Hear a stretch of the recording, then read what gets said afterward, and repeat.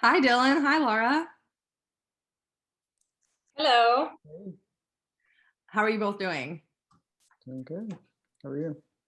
Great. I'm really excited to talk to both of you today. This is a special edition of the Coffee Chat. So rather than just talking one-on-one, we've brought you both here.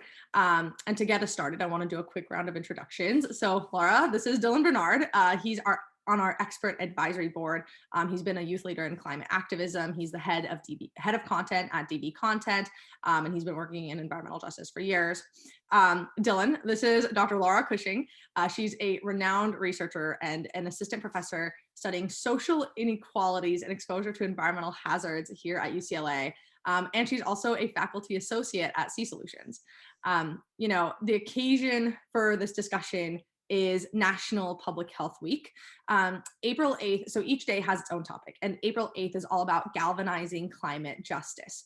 Part of what brought us all together is, Dillon, a piece that you wrote for the Center in February around climate justice. And Laura, you have spent your career working on health equity, and recently had a publication right around different environmental exposures and how they may exacerbate health inequities. So can you each tell me a little bit about your respective work in the spaces of, climate and health? So Laura. Sure. Thank you. I can go first since I see I'm off mute and Dylan's still on mute. It's great to meet you, Dillon. So broadly my research interests lie in environmental justice, understanding the contribution of environmental exposures to persistent health disparities along race and class lines in the US.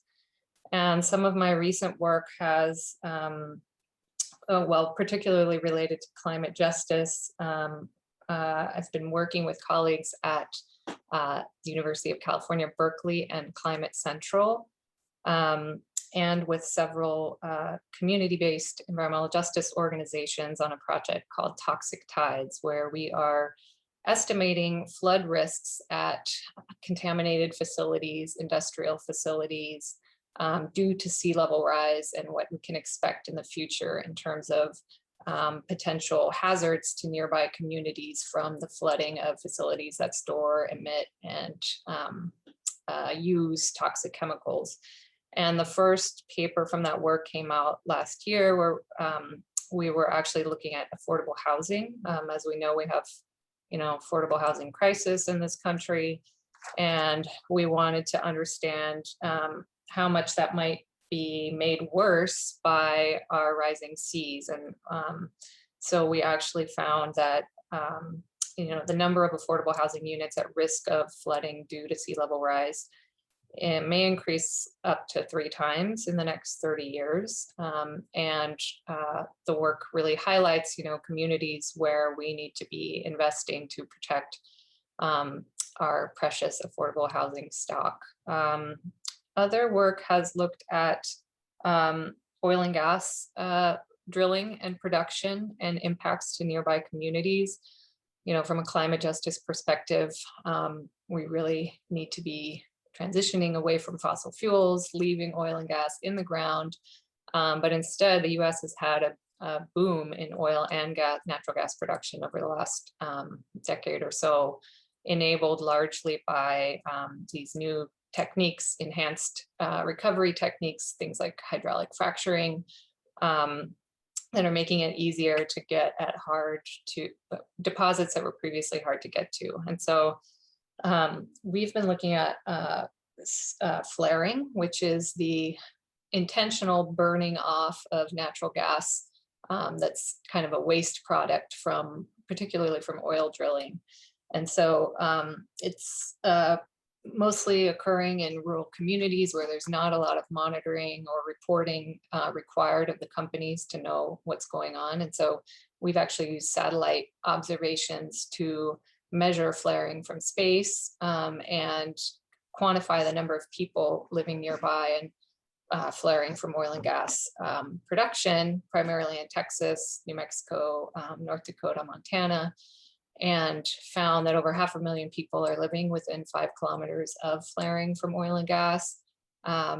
That's a distance that in our prior work we found was associated with higher risks of preterm birth, babies being born too early, particularly among communities of color in Texas. That we found that in our prior work. So, this most recent study really suggests that flaring is an environmental justice issue. We found that Black, Indigenous, and people of color were more likely to live near this hazardous waste disposal process, and was a call for more research, but also more regulation of this practice that's really very wasteful and unnecessary.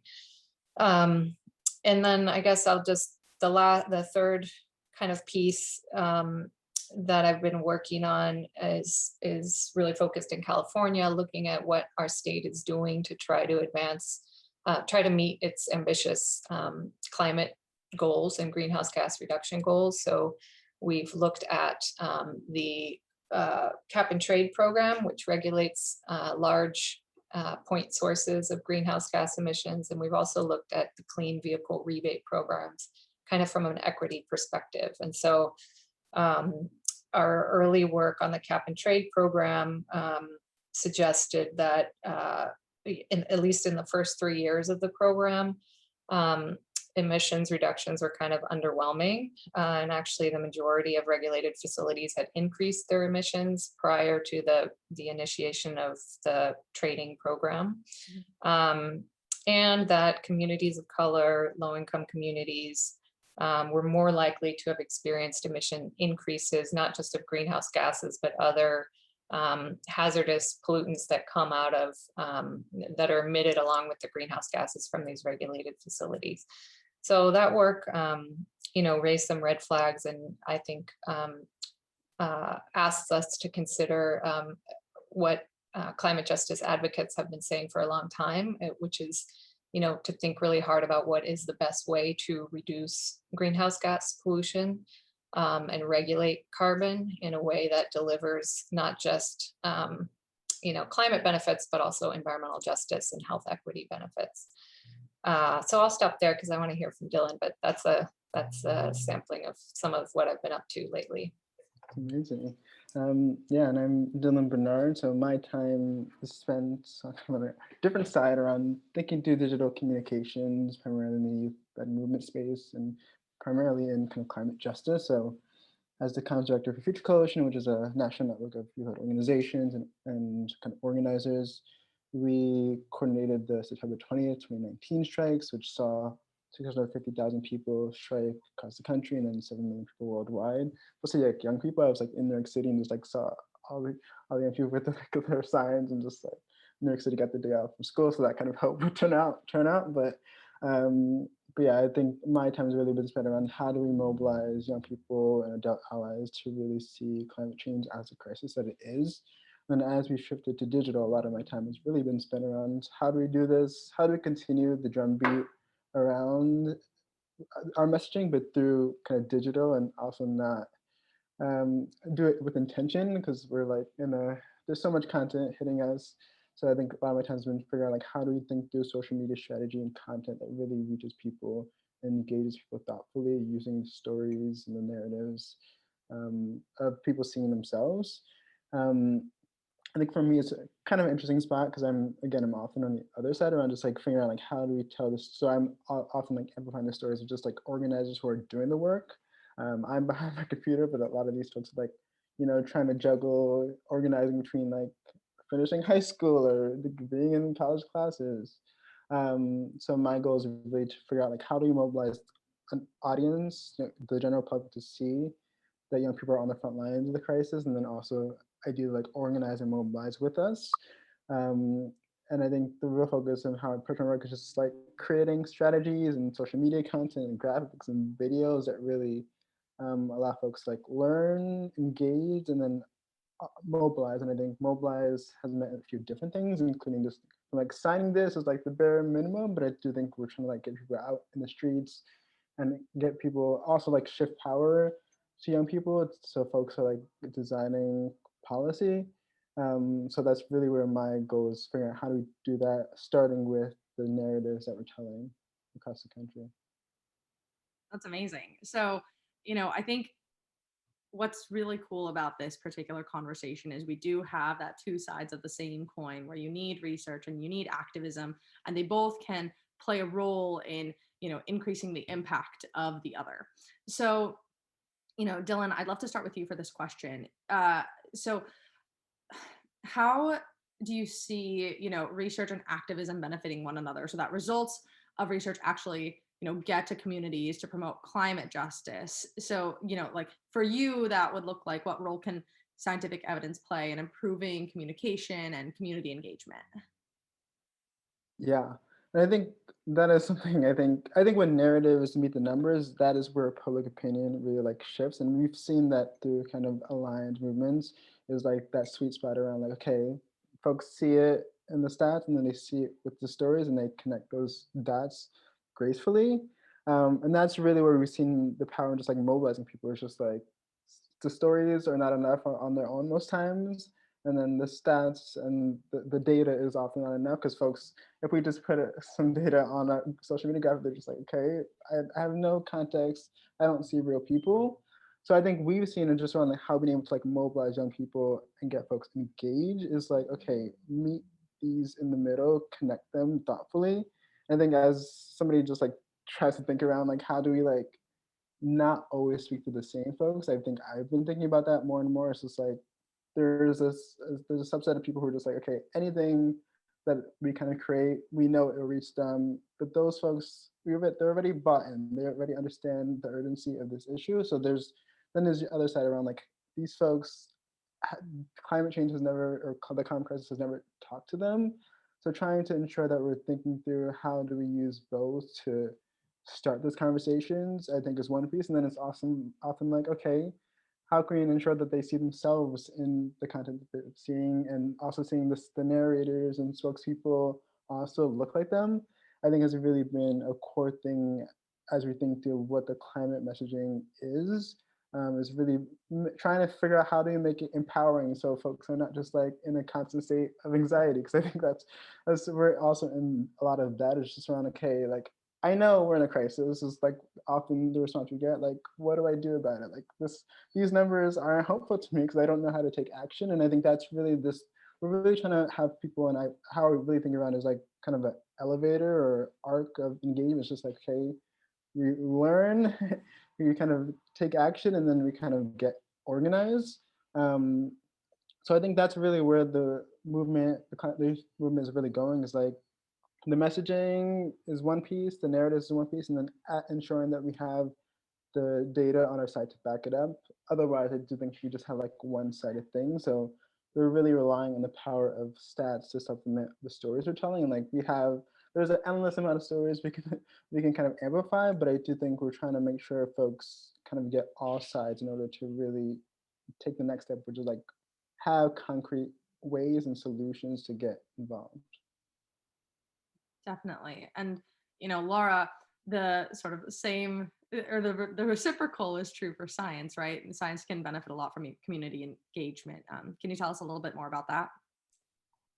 Yeah, I'd love to. And I think that's a question that,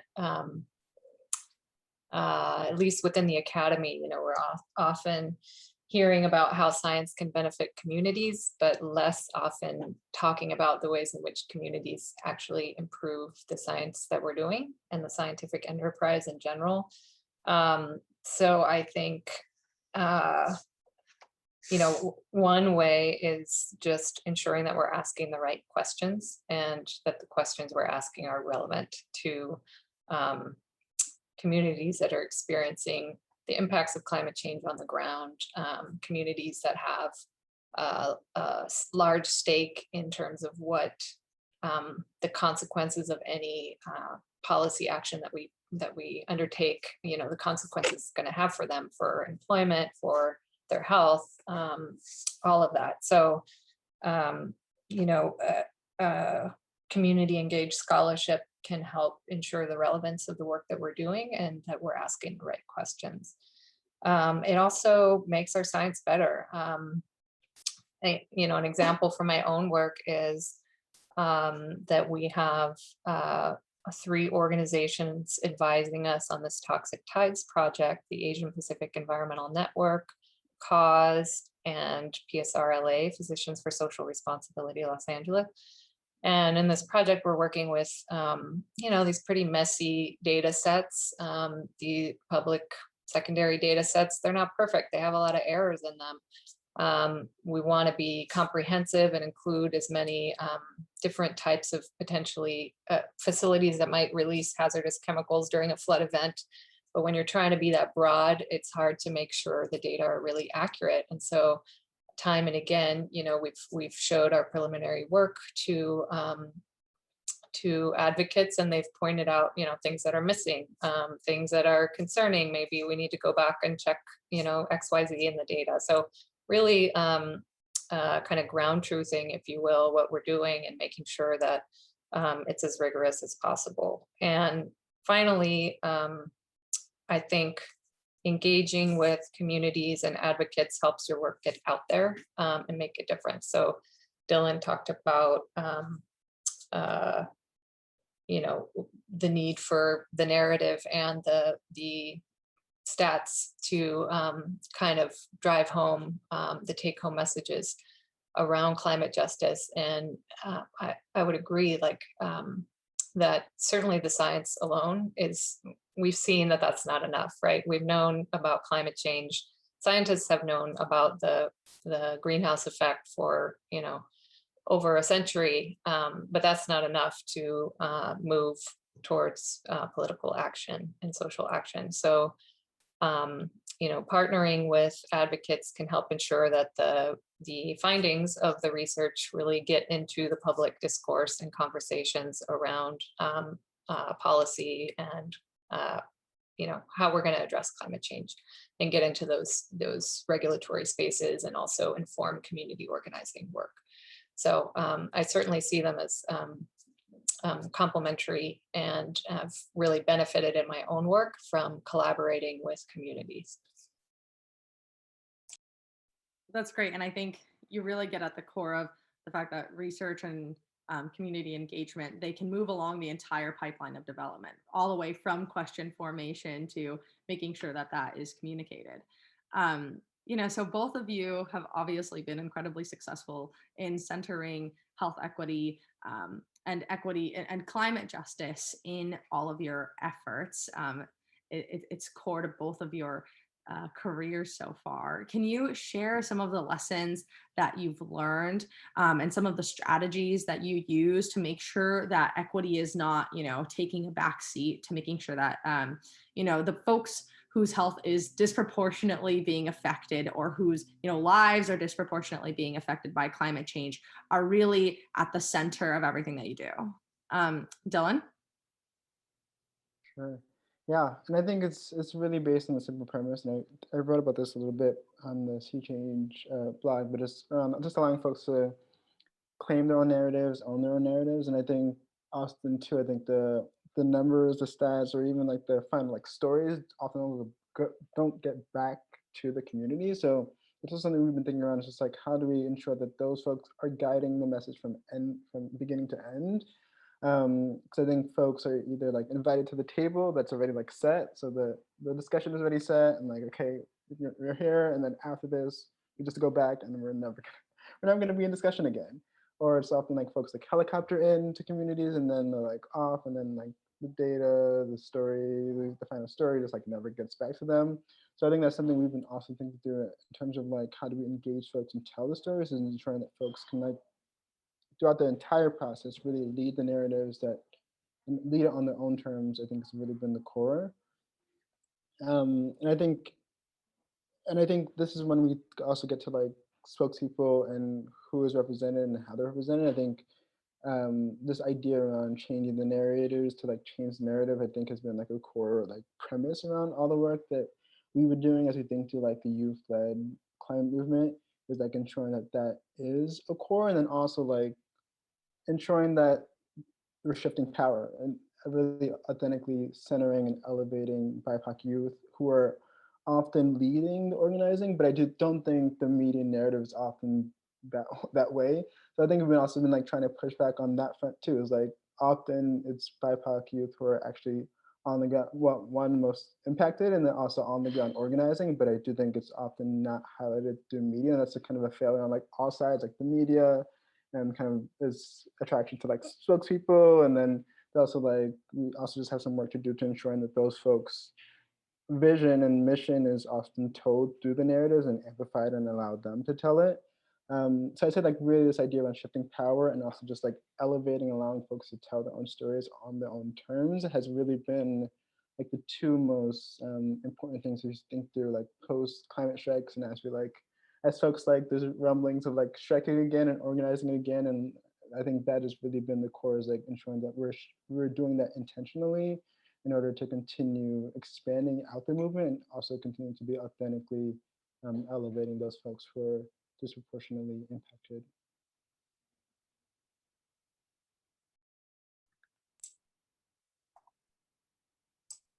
That's so great, Dylan. I really love what you said. And I guess I would add, or speak maybe to the scientists who are watching about some of what I see as kind of the necessary prerequisites, if you will, for authentic engagement of diverse communities in climate justice research, and also how we reflect on the work that we're doing and try to hone it to advance, as you are saying, or like keep the focus on health equity and climate justice. And I would say, one is to recognize our own subjectivity and our knowledge, and to value the expertise that comes from lived experience. We like to think that science is objective, but really we all bring our own experience and subjectivity to the work, and you really can't help but do that. And so, you see it in even what type of questions or subjects you choose to investigate, right? If not in the methods themselves. And so, just recognizing that, having some humility around that, and placing value on other ways of knowing, and that come from lived experience, that come, not out of the classroom, not out of scientific ways of knowing. And then second, I would say, be open about acknowledging the harm that science has done to communities. And my own discipline of public health certainly does not have a unblemished track record here in terms of actually inflicting damage on Black and brown bodies. And so I think it's important to acknowledge that history in order to move forward in dismantling that legacy. And then third, I would say, there's so much great scholarship on this, and I'm thinking in particular of a piece that I would refer to folks to, that Dr. Tony Reams authored last fall in, I believe it was Nature Human Behavior. He talked about a call for authentic Black engagement in the academy and beyond, and gives really great questions, that all academics should be asking themselves in this moment.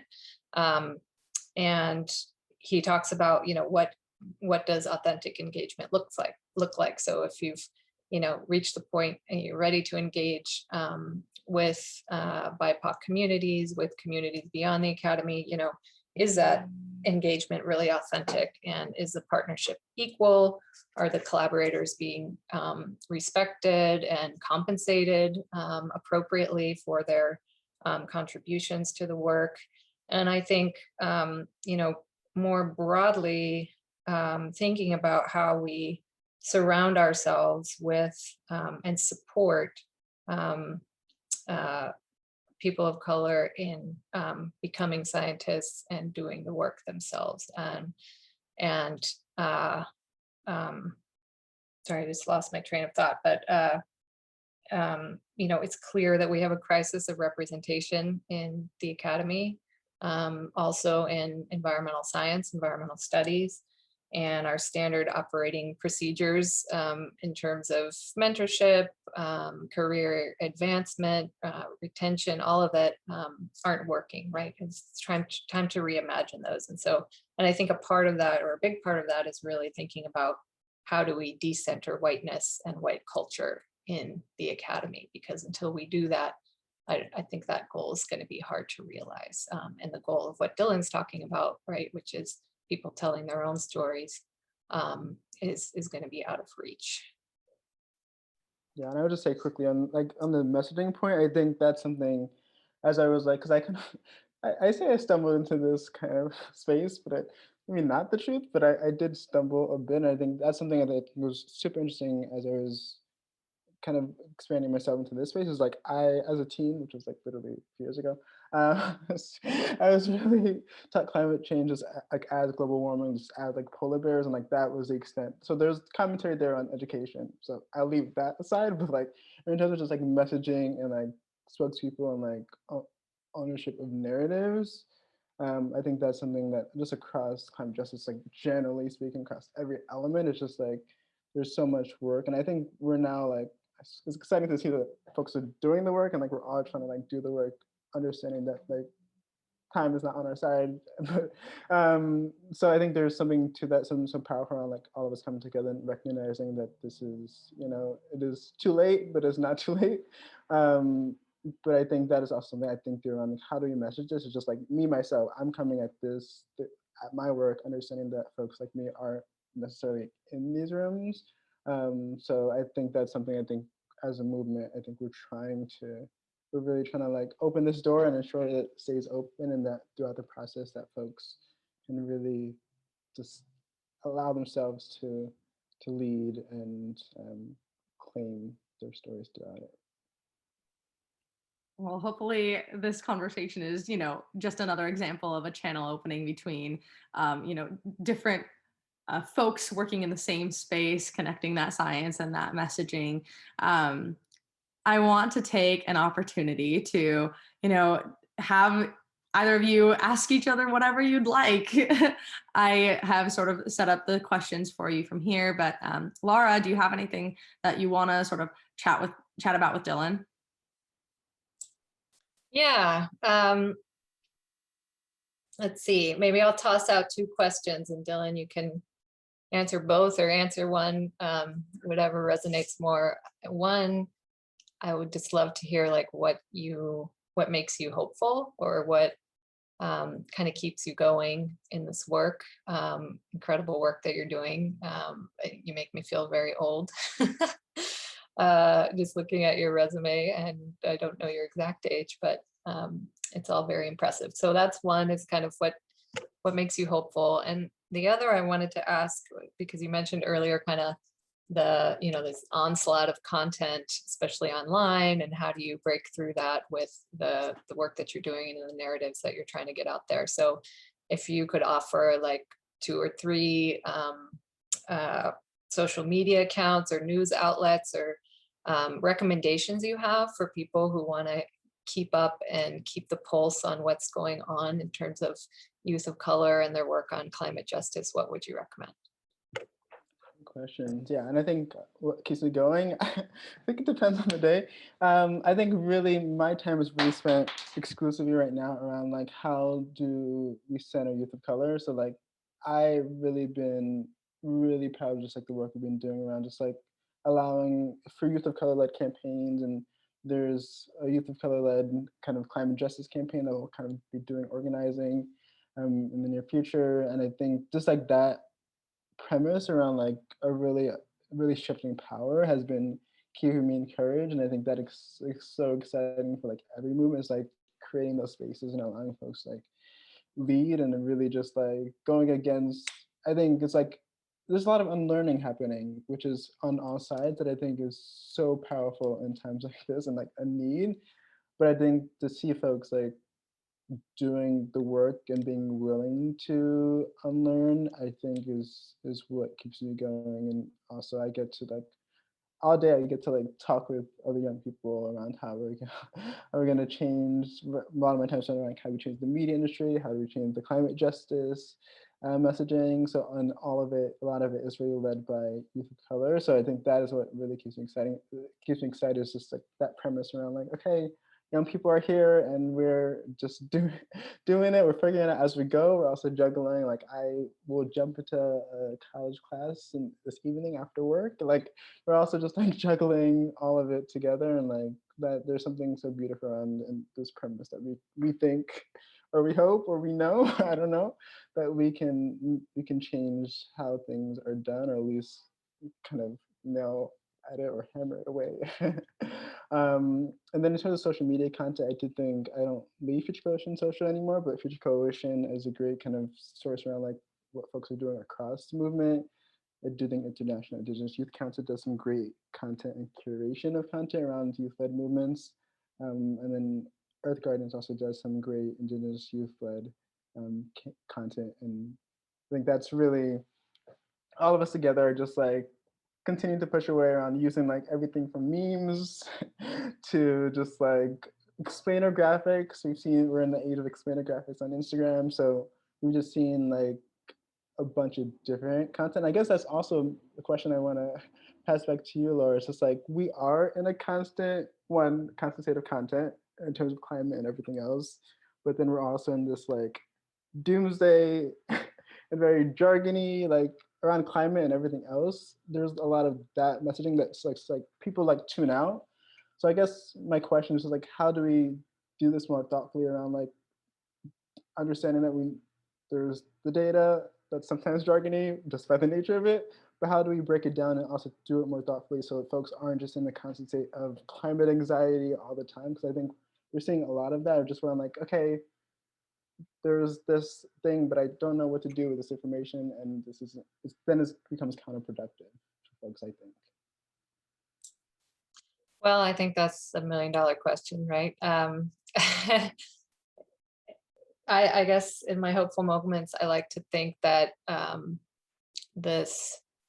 some have called it a syndemic that we're in right now, right? These cascading multiple pandemics, not just COVID, but racism and the toll it's taking, and climate change, right? All these things have come together to make it a very a difficult time for a lot of people. And so it can be really overwhelming. And I think, I guess, I think drawing the connections between these different issues can help kind of make them seem less overwhelming on their own, right? For example, like the root causes of many of the inequities that we're seeing are very linked, right? And not just the climate space, but in the COVID epidemic and elsewhere. So focusing on root causes, I think, can get us farther in terms of addressing all of these things rather than seeing them as these separate insurmountable problems. And I think also, you know, the work that youth have been doing, they're putting forward this very compelling moral and ethical argument around what we need to be doing to address climate change, right? Because this is the generation that's inheriting the climate we leave behind, of course. So that is an incredibly strong message, an incredibly strong argument. And I think focusing on the benefits of taking action can maybe help get us away from some of that doomsday thinking that makes us just want to bury our head in the sand. Because there are a lot of benefits to putting investments into, you know, transitioning off fossil fuels, a greener economy, this work around the Green New Deal, right? And really leveraging the imperative to act with our goals around racial justice and health equity to do something transformative that really does benefit communities and address some of these long-standing racial inequalities. So I think focusing on the benefits of taking action rather than the doomsday narrative of what's going to happen if we don't, perhaps is one thing. Amazing. Well, I know that I'm emerging from this conversation with a little bit more hope, and it keeps me really excited. At Sea Solutions, it's definitely our driving force to focus on solutions, to focus on climate justice. And this conversation has not only been an amazing learning opportunity, but has really made me excited about the work that we can all do together. I really want to thank both of you for taking the time this morning and for sharing about your experiences and the lessons that you've learned and the strategies that you use. I am really excited to see what this new, relationship can hold. Sure. Thanks so much for having me. Thank you. I'll talk to you. Thanks, Lynn. Great to meet you, Dylan. Nice to meet you too. Thanks so much. Bye.